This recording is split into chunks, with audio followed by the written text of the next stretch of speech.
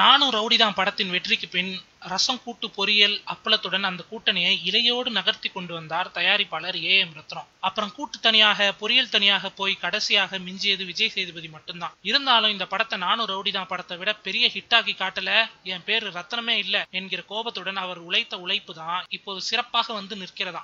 ரேணிகுண்டா பன்னீர்செல்வம் இயக்கத்தில் உருவாகி வரும் கருப்பன் ஆக்ஷன் படம் என்றுதானே நினைக்கிறீங்க?